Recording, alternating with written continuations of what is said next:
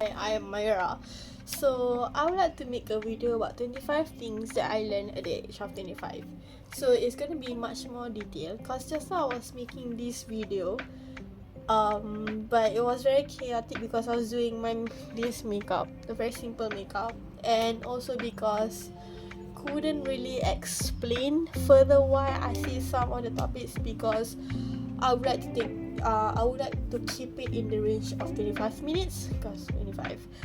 But yeah, now I would like to go in details. I have it here in my Mac about 25 things that I learned at the age of 25. So here it is, the list. Can you see it or it's too bright? Let me show you. Alright, so here we go. I would like to be explaining it in details why I see some of the things that I say. So yeah, let's get started. The first thing that I learned that life is strange. Because I realized that why life is strange. There's such a thing as invisible string theory. There's like a lot of theory about life. There's a lot of coincidence in life. For example, how do I say this? Your friend could be your friend's cousin. Your friend could be your cousin's cousins. You get me? So that is strange. So yeah, that's that. Another thing that I learned is that dreams do come true. So when I was very young, I have a lot of ambitions. I wanted to be a police officer. I wanted to be a Muslim scientist. I wanted to be an astronaut. I wanted to be a physicist. I wanted to be a doctor. I wanted to be a vet. I wanted to be a nurse. I wanted to be a teacher. I wanted to be biologist or archaeologist. So I have a lot of dreams. But one of the top 3 dreams that I've always wanted to be is a teacher, an astronaut, and also a doctor. So why I see that dreams do come true. So this is a bit very in-depth. I was a dropout from ITE college. Then I went to a private school to take my diploma. And then I failed that diploma and I took a long break. I was working and then I started to take my studies seriously again. So I took early childhood and also I continue a lot of like education to be an early childhood educator. So I was a teacher. But because of some of my good results in school, I got to teach. I got to be a tutor. Sorry about this noise. So yeah, I got a very strong advantage to further my studies to be a teacher. So yes, my top 3 dreams to be a teacher, one of it to be a teacher, do come true. So number 3, I learned that love is not like the movies. Why do I say that? I went through a lot of heartbreak in life, a lot of relationship failures and stuff. So I wouldn't say there isn't like a little bit of success or what, but love isn't like the movies. Sometimes it's a bit like the movie, a little bit, but most of the time isn't always rainbow and sunshine. Isn't always like The Notebook. Not that I've watched The Notebook, but isn't always like the Titanic very I love you kind of thing. It's not like a very nice love because most of my love life mostly a very fast-paced love and then break up and then heartbreak, then meet someone and then fall in love, took the time to fall in love to only have that person cannot get over the ex. A lot of that. Really a lot of that. So yeah, it's not like the movies. I'm always the second option, not the first option. So that's that.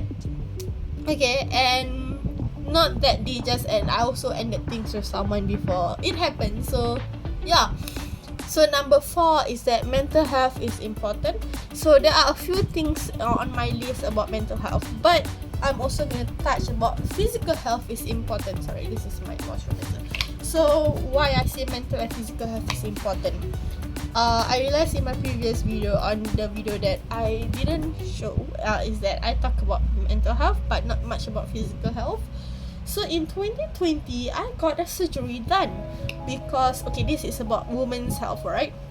So I got a breast surgery done because I had a breast lump on my right breast, which is 5 by 8 centimeter. So it was abscess. So yeah, so that is important. The abscess happened due to period. If I'm not wrong, it's very I don't really remember. But it is a surgery that I got done during the week before the COVID outbreak, like officially COVID outbreak. So yeah, so while getting my wound cleaned and all, it was during COVID. So yes, physical and mental health is important, so do take care of it. And I do see my gynecologist for my period as well. I have a lot of issues with my physical health, which in the previous video I keep on talking about my mental health, but not so much about my physical health. So I have eczema, which is, it's just, to some people, oh, it's not that serious, but my eczema can be very, very serious, to the point that my skin would burn. So there were a period of time when I was 20, I guess, 5 years ago, or when I was 19, my skin was like burning, like my underarm was like burning, like like your skin was peeling. So it was like that.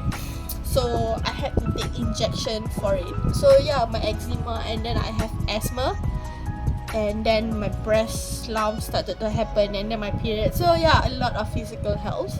So your health is important, and your mental health too is important, because you can be a rich person in life, but if you have health issues, right, you cannot lead your life fully, because there will be some hurdles that stops you.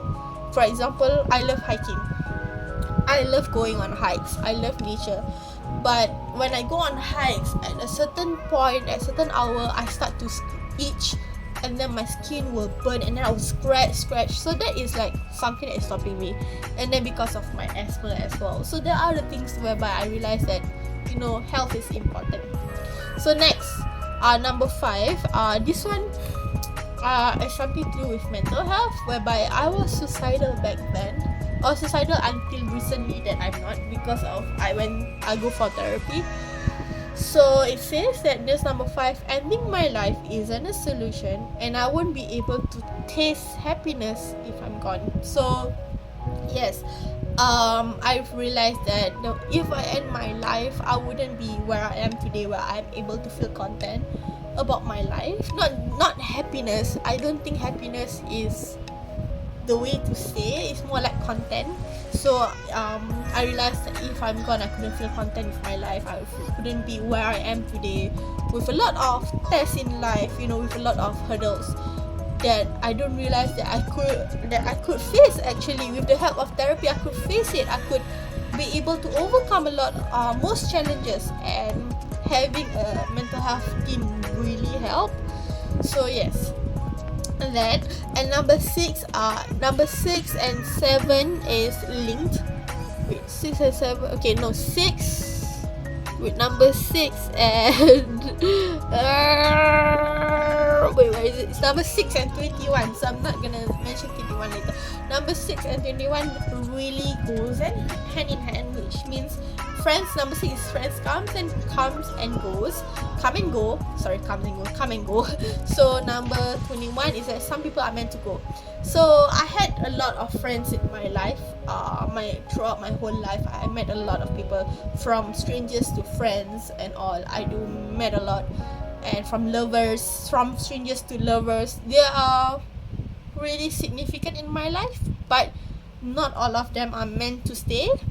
And actually all of them are not in my life, and the people in my life now are very little, and mainly my relatives and my families are in my life, because I have become much more introverted. I mean, I've always been introverted, but now I've become much more introverted, and those people that I was close to are no longer close to me.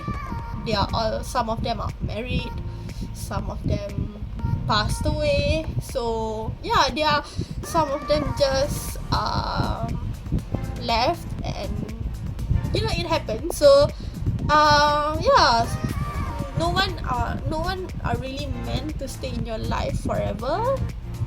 I mean, some do, like some people do stay in your life. Like I have this friend that is in my life, but I don't talk to him often, or like I actually had like no contact with him because I don't know, right now I'm in a phase whereby I don't feel like I want to have contact with anyone or any emotional connection, because I'm focusing on my health. I'm on my health, my mental health, my physical health, and on my success journey. So of course I don't want to, caught up with some friends. I just don't know, I just feel like I don't want to be friends with most people. I do talk to some people like here and there, but to talk like every day like how I used to, whereby this brings me to another point, which is point 20, which is solitude is actually bliss. You don't actually need relationship to feel content, because I was engaged. So this brings to me another point, which is number 9. Being engaged doesn't mean you will get married. So this is very linked, right? So I was engaged. After the engagement, and then I thought I was on dating apps, and I was looking for someone to talk to every day. Up until recently, I was in a situationship, because I've always thought that I have to be with someone. I have to talk to someone every day, like good morning, good night, what are you doing, and learn about them. So I was in this situationship. That brings me to number 20, which is solitude is actually you don't need a relationship to feel content, because I was with him, I was friends with him, and then we actually dated, like we would go on dates, and I actually liked him, but he ended things, which was a mutual agreement to end things, but I do feel like sad over it. But again, I realized that I don't need situationship or relationship or someone to talk to every day to feel content about my life, or to feel like my life is not empty. That human connection ended. So yeah, I don't need that. And then number 8, because I already mentioned 7, right? Okay, 7 I haven't mentioned. So 7 means friends, lovers, strangers, and families gives you lots of life lessons. So I've learned that yes, a lot of people. Okay, Jangan, ibu kasih. Okay. I'm making video, right?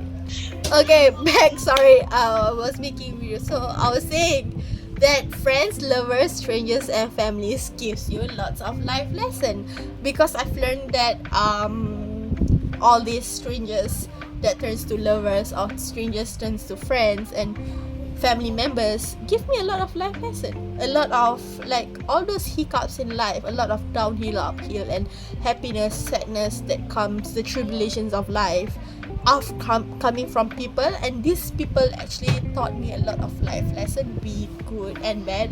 And sometimes I learned that I can be the toxic one too, that give them the life lesson that they need. So yes, that. So yeah, so number 9 I've already mentioned. Number 8, you really grow wiser each year as your frontal lobe develop. Okay, so I've learned that your frontal lobe develop when you are 25. So and this the frontal lobe developed, like the epiphany of things started to change was a few months back, where I view life differently. I think also because of therapy helps me a lot. So that's that. So yeah, and number 10, okay, I already mentioned number 9 just now. So number 10, work hard to be successful, and studies are important. So I drop out from, like I mentioned just now, I drop out from college, from ITE, and then I went to private, and then I continue my study in early childhood. So at that period, I actually didn't study. I was actually working until I further my studies. And then now, and I'm actually planning to further my studies too. Yeah, I would like to work very hard, because I would like to pay my school fees, and so I would like to continue my studies. So there's that. So that brings me to number 11. There is no age limit for education. No age limit. You can be 50 years old and you still continue to study, because in the school that I might be going to, they are actually 50 years old people that still continuing studies. So that's that. So yeah, and number 12, homelessness has taught me that finding a house is much more important than anything else. So I was homeless when I was very young. I was in primary school when I was homeless. At that moment, my dad had to sell the house, and to get this house, right? This house, we have, because this is a BTO house. So it was back in 2009 or 2008. It was very long ago. So we couldn't, because this BTO built like in 2012 or 2016, 2015. Like it was very late, right, to get this house. So in order to wait for this house, we had to stay rental, and we couldn't get a rental flat. Like, I don't know how the government didn't give us the rental flat around the area that we want, because my dad doesn't want to move somewhere far from our school, because we have to change school. It's a very tedious process. So my dad asked for somewhere near. So while waiting for that rental, we stayed at someone else's house. It wasn't really that great living at someone's house, but I was very young. I thought it was all sunshine and rainbows living with your cousins, until I learned that in life it is not really sunshine and rainbows when you're actually an adult. So yeah, homelessness has taught me that having a house is much more important than anything else. You cannot have a car. Especially living in Singapore, it is okay not to have a vehicle, right? For you to go anywhere, as long as there's transportation anywhere you go. Singapore is quite easy accessible, and that's why I am proud to stay here, because of the accessibilities in Singapore, especially when it comes to transportation. So yeah. And number 13, pain do fade over time with therapy. So I was seeing a psychiatrist. I've been seeing a psychiatrist since 2016. So my psychiatrist, Dr. Goh, I've been seeing him since 2016 up until last year, 2022, until the end of 2022. Until the end of 2022 to now, I'm seeing a new psychiatrist, Dr. Chan, because Dr. Goh moved to another hospital. So that hospital gave me another doctor.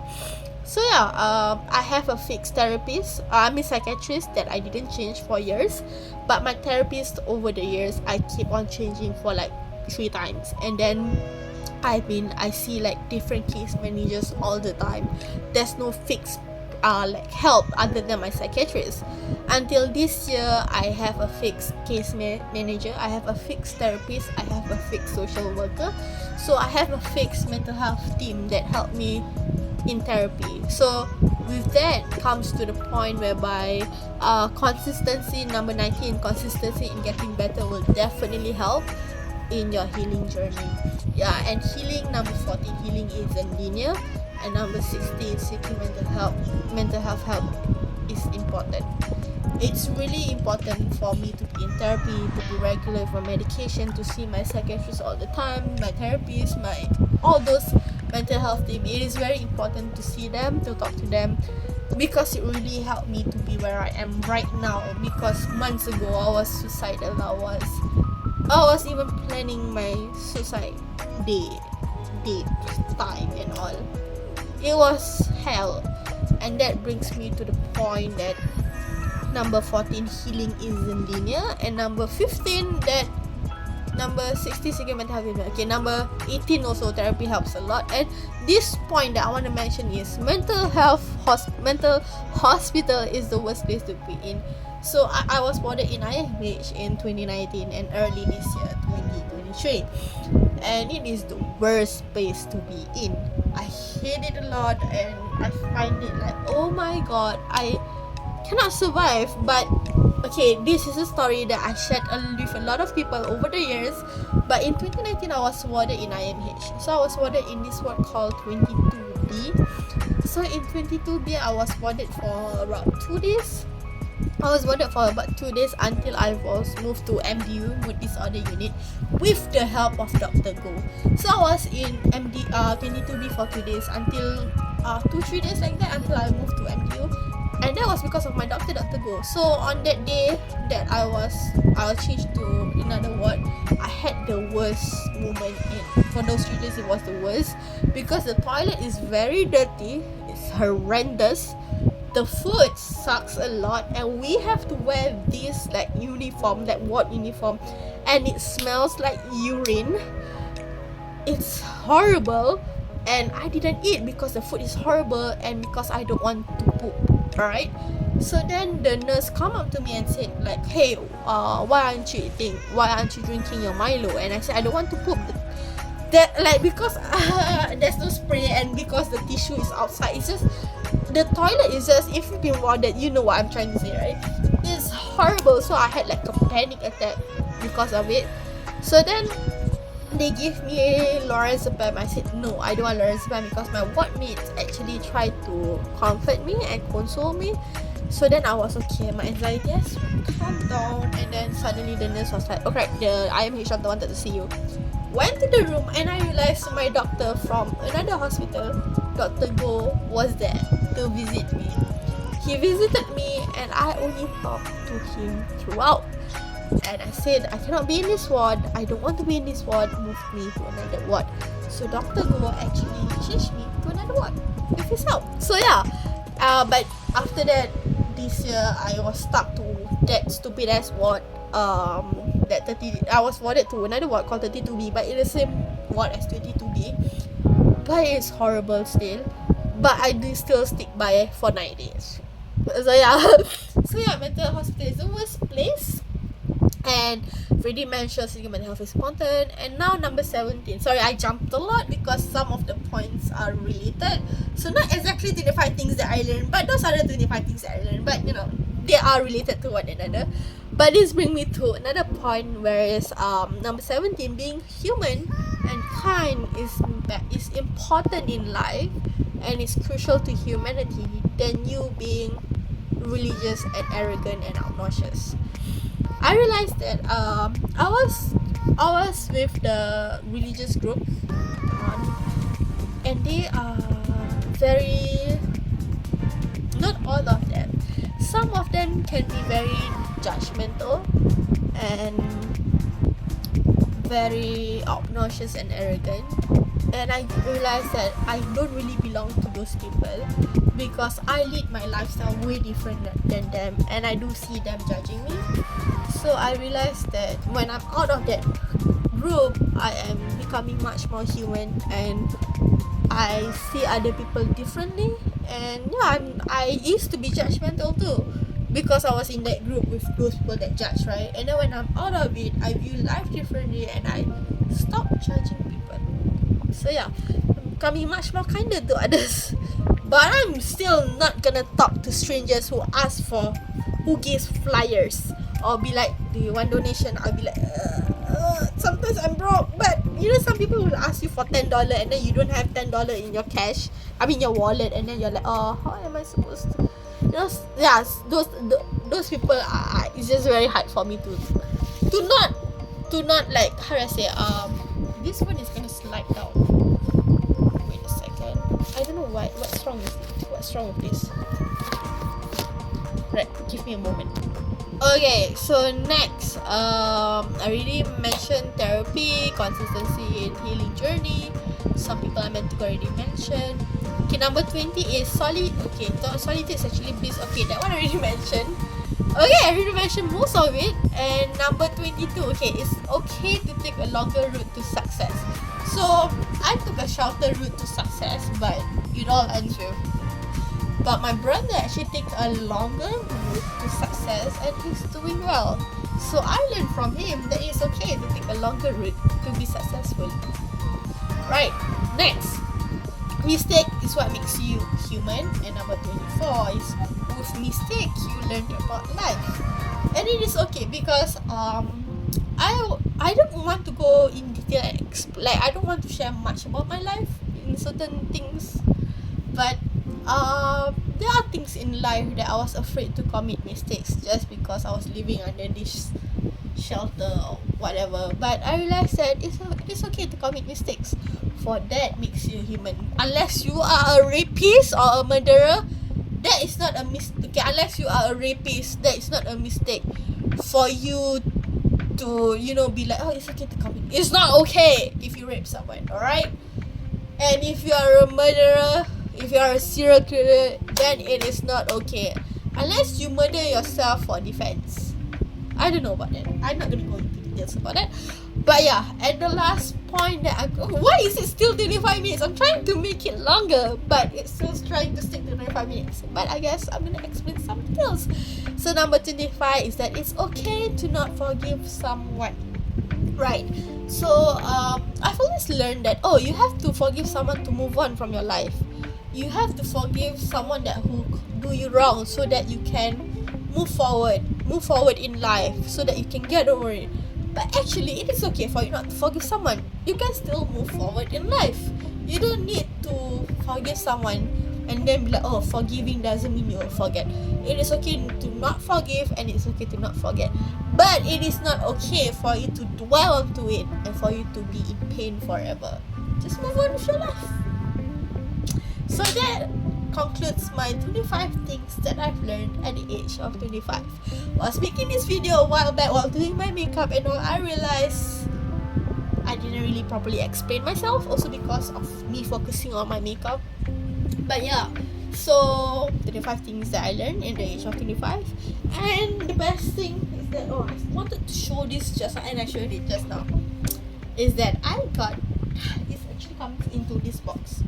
Alright, I did take off this birthday present, but it's actually a watch from my dad. At the age of 15, my dad gave me a birthday present, or a present, just a present for me. It's a watch. Actually, I have it here. Let me see if I still have it. I do have it, but I don't want to open that drawer because that drawer is very hard to close. But yeah, I have a Adidas watch that my dad bought for me. It's a digital watch for my 15-year-old self, and I have it for 10 years until early this year. And now that I'm 25 years old, my dad bought me an analog watch. So it's kind of just to show that back then I cannot really read the time, but I actually can read the time, but he just gave me a digital watch. But now it's this Seiko, I don't know what's the model of this watch, but yeah, and it's automatic if I'm not wrong. It shows, if you can look closely here, I don't know, it's the number 10 is slowly changing to number 11. And this watch you can dive in, you can go for swimming, and the strap is actually it's not like metal strap, it is a rubber strap. It is, what strap is this? Let me read it. Oh my lord, give me a moment. Right, so there is no so it's a cloth cushion polyester thing, and to wear this watch, to wear this watch is like this. Should wear it during the video. Can't believe. So it's like this. Alright, so you go through this loop. Then this loop right here, just bring this loop and then bring it here. But yeah, just bring it. I don't know, my mom helped me just now. Okay, got it. So yes, it is like this. Okay, the reason why I like to have, to me, having a watch as a birthday present just shows that time is really important, and it's a sentimental gift, and it's the best piece of jewelry to have. And I like that it is black. Okay, because my Adidas watch is black, and then when that watch is spoiled, I have actually another watch which is black in color and it's spoiled. But the thing about having black watch just shows that it's very, you can go on with any outfit. And this watch, I actually chose it, before my dad bought it for me on October 4th. I just chose it, and I said to my dad, I want this watch. He asked me to choose at that shop, and I said to him that I want a rugged watch. So this is a rugged watch. So yeah, my mom is in this room. Yeah, asking me to kemas, clean this up when it's actually not messy, it's just my makeup. Okay, dengar tu. So what she said is, do not, apa jam jangan letak, apa ibu berbual? Macam mana tak lampu tak?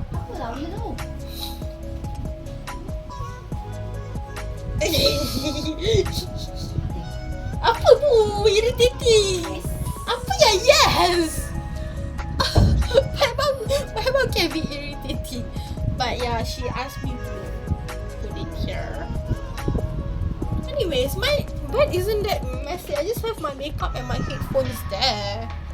But to her it's messy. You know, moms. Okay. Let me just... Yep.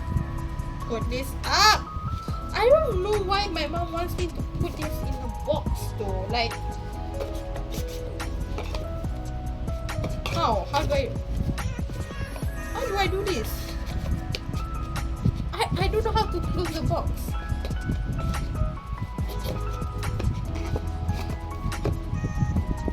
How do I close the box? Oh my god, I don't know how to close the box. Huh? Okay, right. I really don't know how to close them. Oh, there we go.